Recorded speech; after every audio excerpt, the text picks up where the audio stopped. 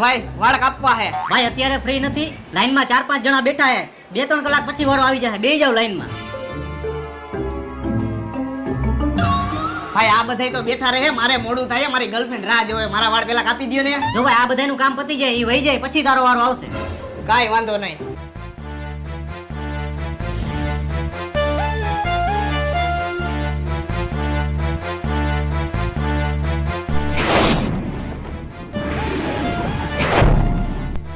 Oh no!